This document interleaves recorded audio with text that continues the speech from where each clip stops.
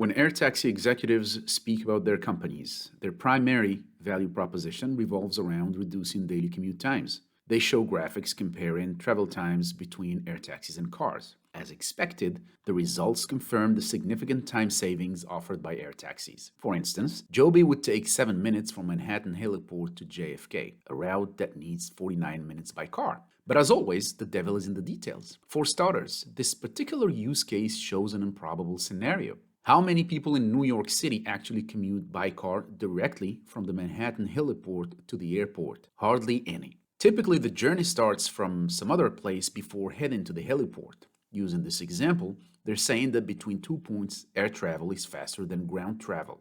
Where is the breaking news here?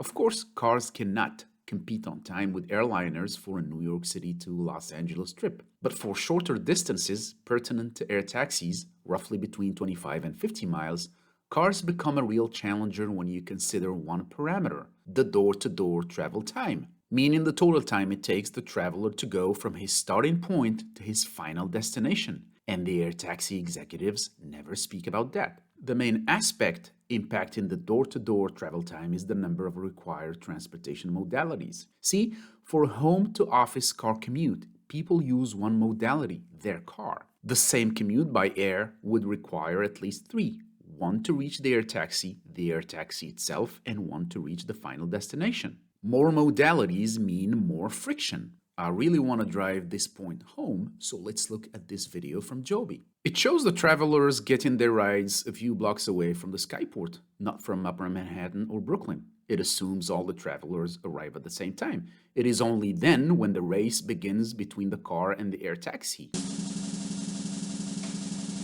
And surprise, the air taxi wins. Another simulation in the Bay Area shows the same pattern. People taking their first ride a few blocks away from the Skyport, which appears to be in Central Basin. Then going, I assume, home a few blocks away from the landing point, which appears to be the San Jose airport. A very improbable scenario again, since it is based on people living and working close to Skyports. And if Joby argues that this is not an improbable scenario, it means only one thing. They need to slash their market projections, and here's why. How many people in America live and work a few miles away from a Skyport? A tiny fraction of the population. Meaning, for Joby and all the other air taxi companies, the prospect space is in the few thousands and not in the millions. Making sense? This scenario also assumes the air taxi will operate freely in the busy airspace around the San Francisco airport located here. Still to be proven, which drives me to the second point.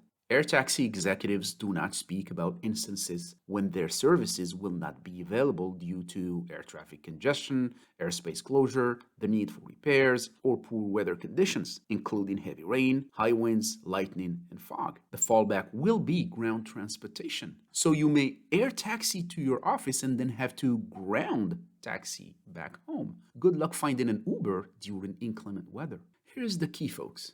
The shorter the distance, the weaker the value proposition. Door-to-door travel time, the added friction, and the eventual interruptions of the air taxi service all take away from the value proposition. I cannot wait to take my first air taxi ride. I am personally bullish on air taxis because of their potential in other use cases, in addition to saving time on some urban routes. And I can't wait for air taxi services to start because early commercial operations will be key. This is where the rubber will meet the road, or the wings will meet the air, since we're talking about aviation here. This is when we will gain insights into customer behavior, revealing some essential details: travel origins and destinations, door-to-door travel times, customer willingness to pay, repeat user patterns, and comfort levels with the added costs and frictions for the sake of saving time. The first few years will also reveal if it is a service for the elite only, or if it has the potential for mass deployment. If your investment thesis is that air taxis will take over ground transportation and dominate urban air travel sometime soon, you may want to revisit this thesis